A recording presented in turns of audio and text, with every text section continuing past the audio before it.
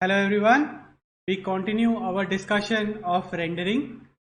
So in the previous lecture we have seen how to render a scene by modeling illumination that gets emitted from a light source and then bounces around the surfaces of various virtual objects before it reaches our camera.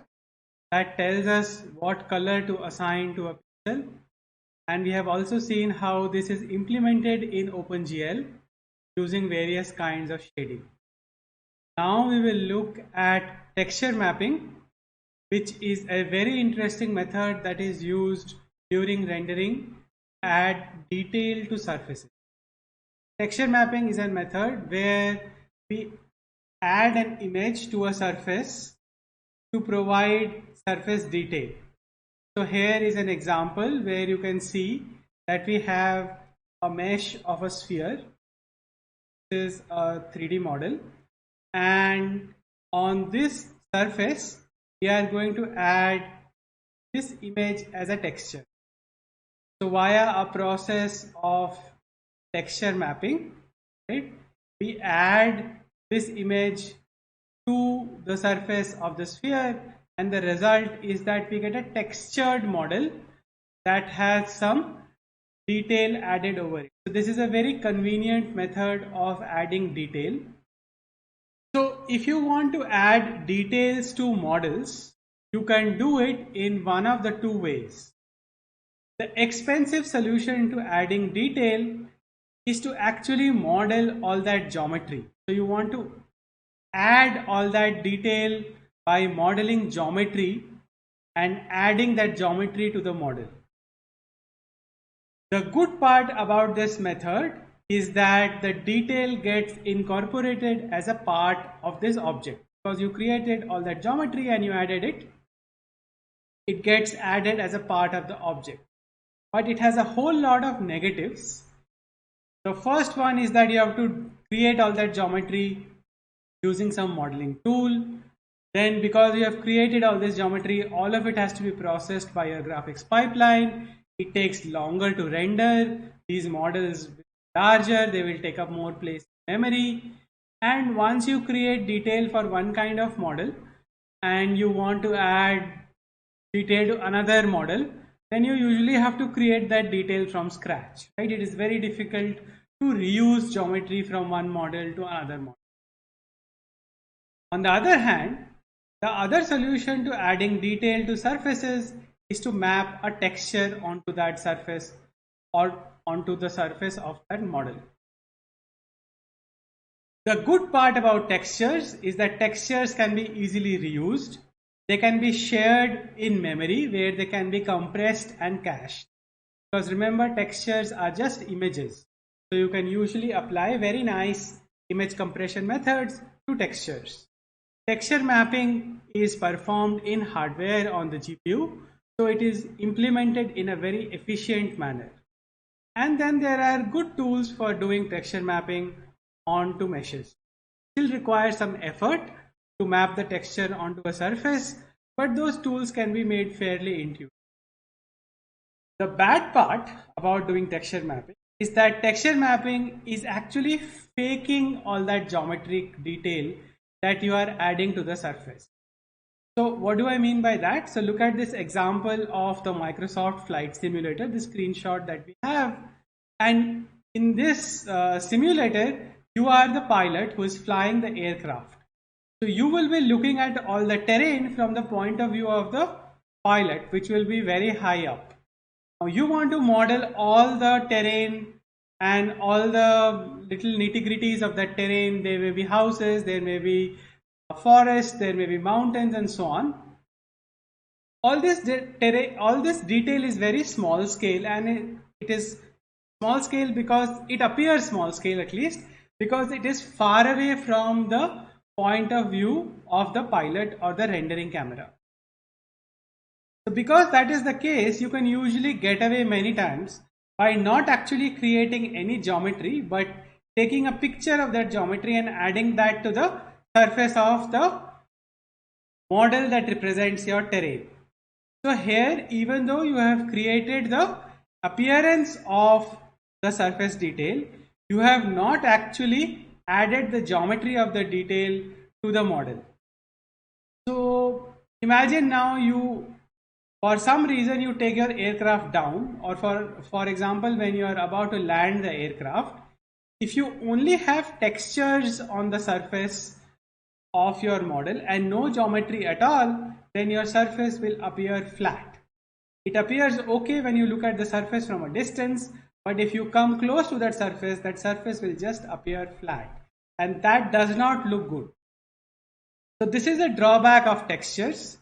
So with all their plus points, their only drawback is that they do not really affect the geometry of that object. If you want to do that, you really have to change the geometry of model or of the object to which you want to add geometric detail. Now let us look at a few more uses of texture mapping.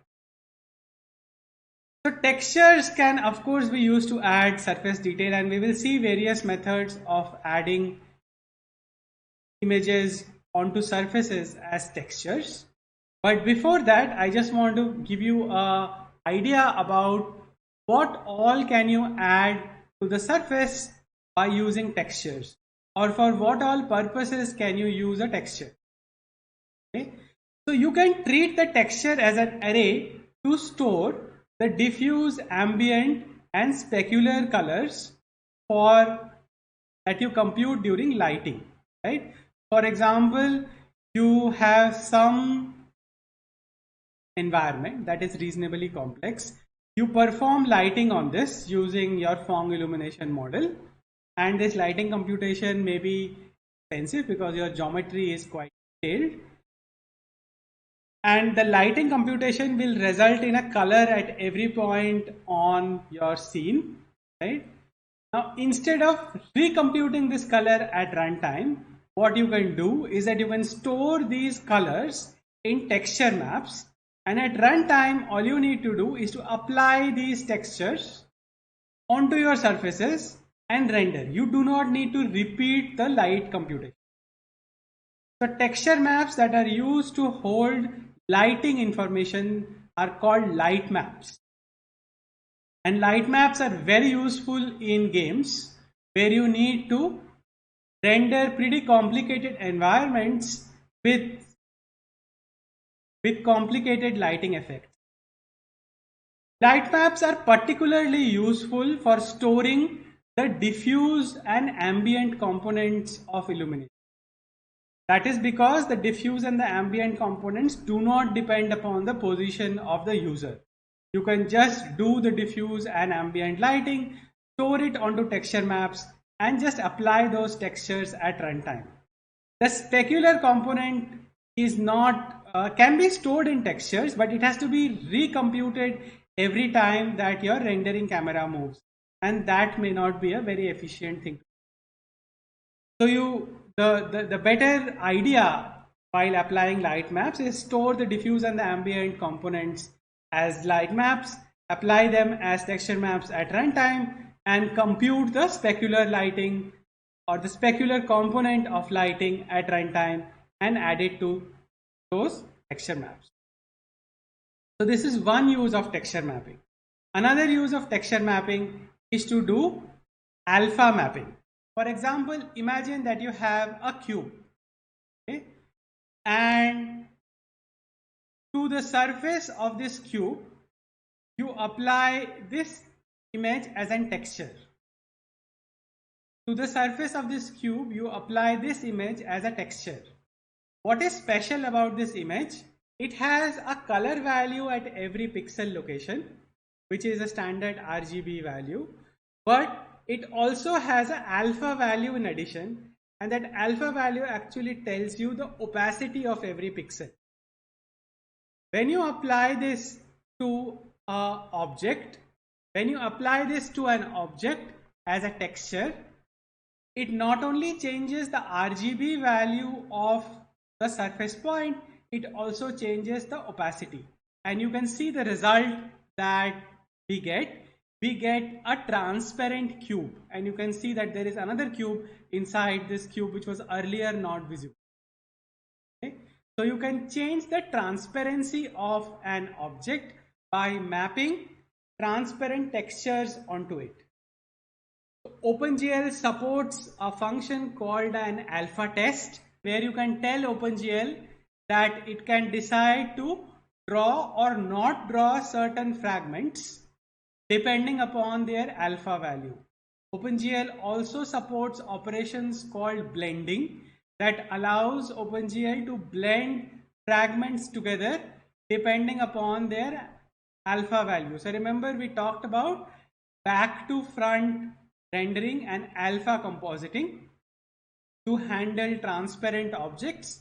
OpenGL allows you to do that by using blending. And all these operations, the alpha test and blending, are applied after the rasterizer to fragments. So here is another example of storing transparency in a texture map. And this is for creating what we know as billboards. So here you can see that we have clouds, and clouds are of some complex shape. So you take a rectangular image that contains the image of the cloud, and now imagine that wherever in this image you actually have a cloud, only those pixels have an alpha value that makes them fully opaque. Everywhere else where there is no cloud in this rectangular image, the alpha value is set such that that pixel is transparent. Now, if you use this image to texture map a square or a rectangle, then all the parts of this rectangle will be transparent except where there is a cloud present. Okay, so that creates an effect that looks like this. So you can see here in this rectangle, all these pixels here all around it, right? These are transparent. Whereas wherever the cloud is present, which are these pixels that I'm marking now, these pixels are the only pixels which are transparent. So this can be used to model unstructured shapes for which it is very difficult to create geometry. Okay. So this is a use of storing transparency in textures. Now, what are billboards? If you look at these clouds head on, you will see a rendering that looks as follows, right? So here I am looking at these rectangles from the front and I see the shape of the cloud. I am, for example, the pilot of this aeroplane and I'm flying through the clouds and it is okay. But when I actually turn around and look at a cloud from the side, so say I look at this cloud from here, instead of seeing the shape of the cloud, I will just see a flat edge of the rectangle.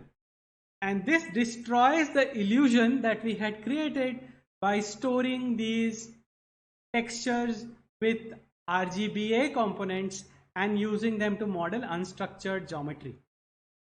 To get around this problem, people invented billboards. So what are billboards?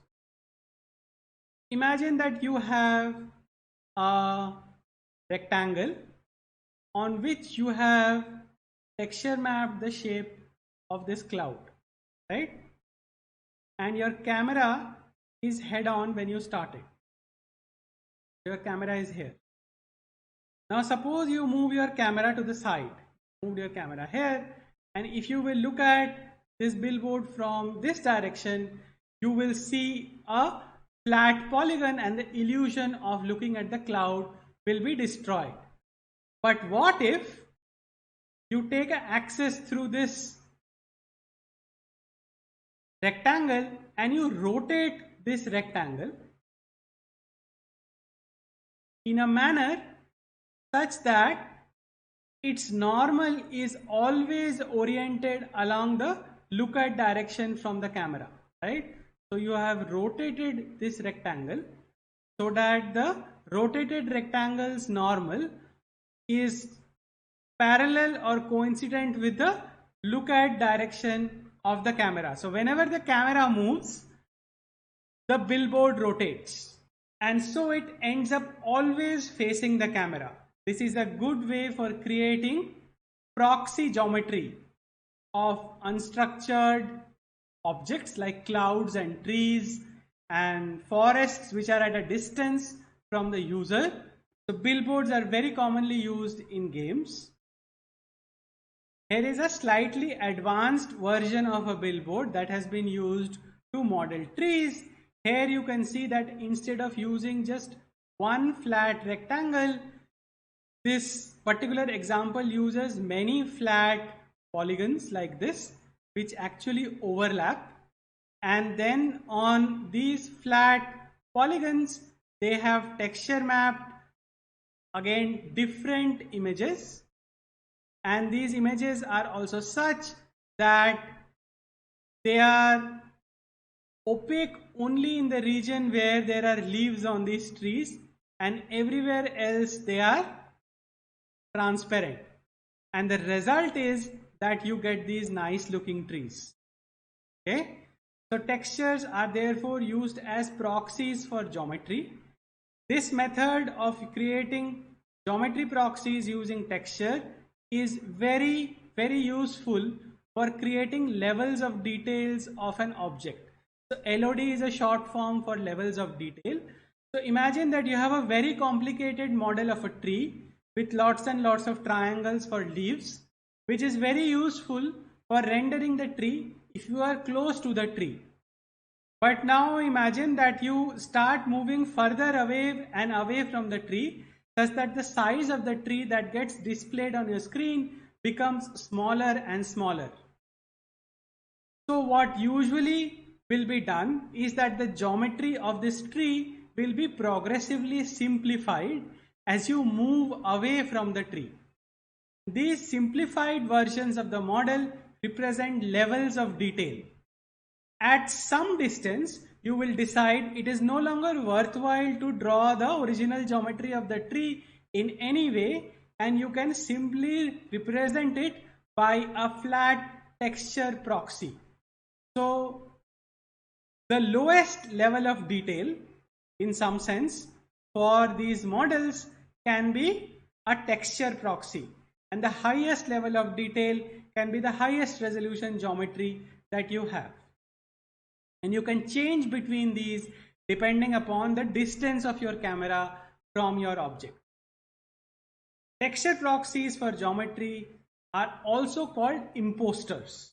So that is just another name for the texture proxy that is used very often.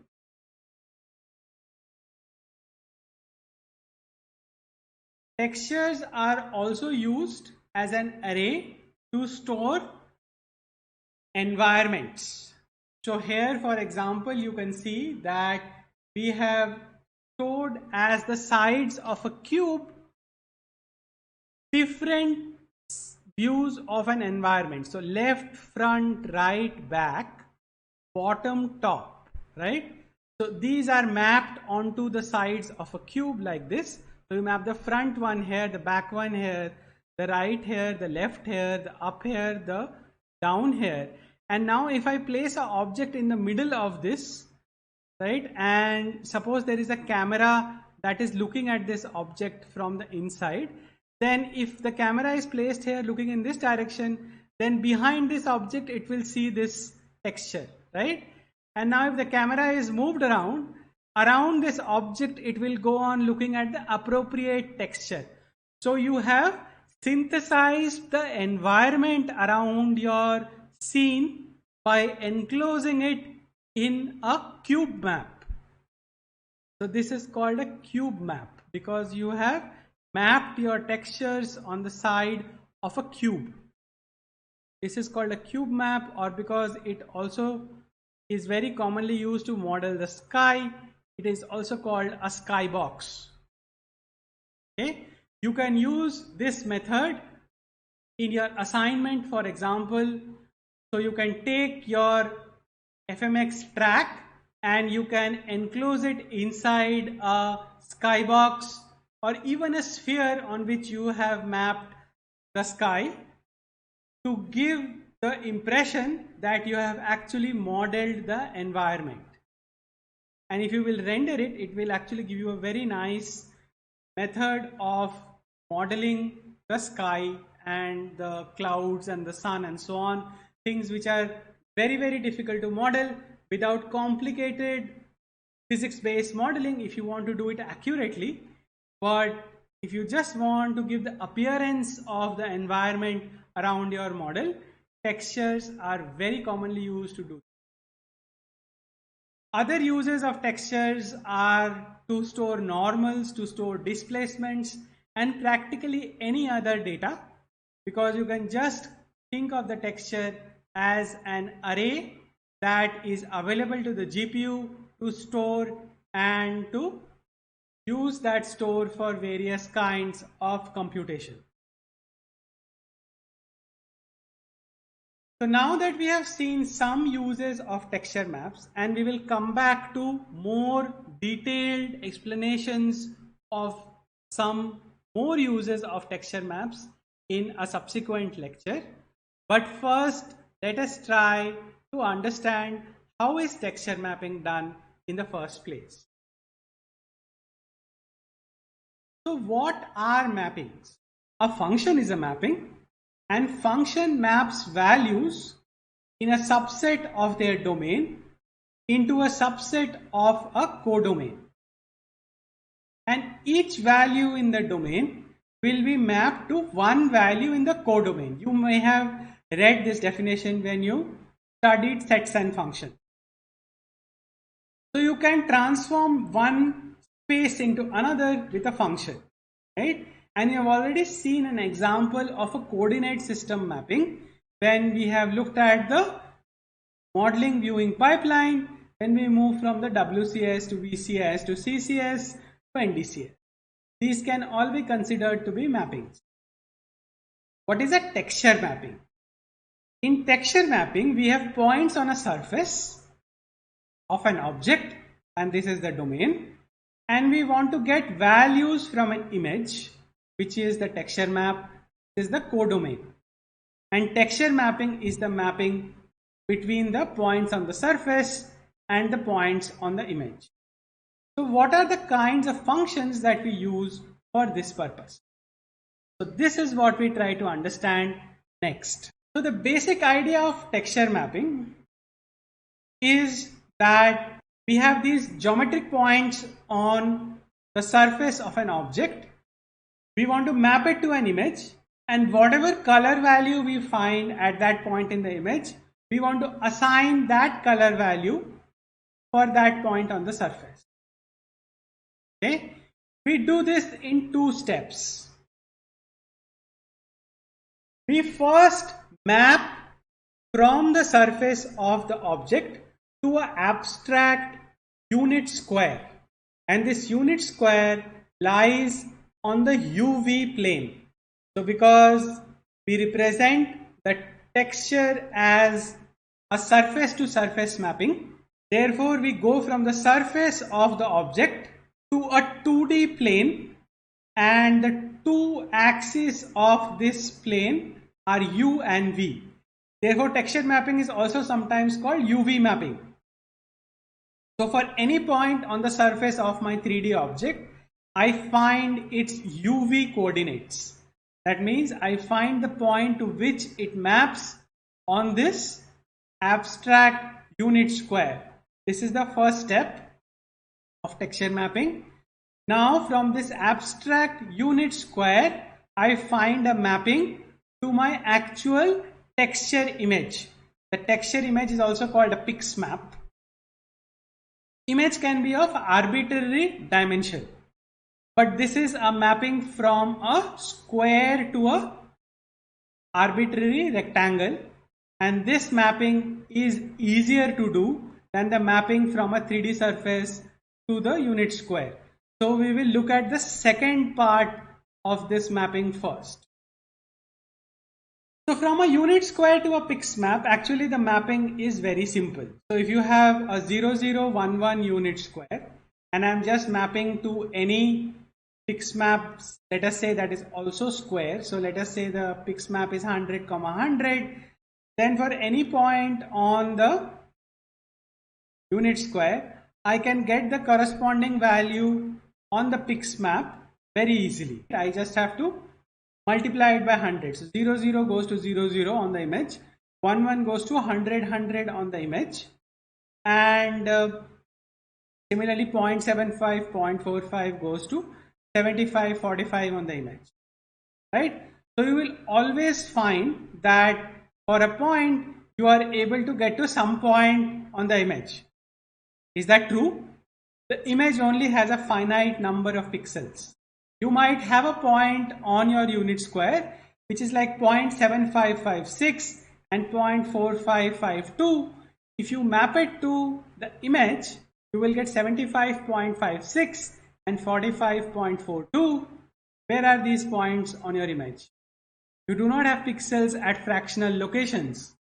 So what you usually end up doing, you end up finding the closest 4 pixels on your image corresponding to whatever coordinate you got, and you do a bilinear interpolation between those 4 points, and whatever color you get as a result of that bilinear interpolation, that is the color that you return as a result of this.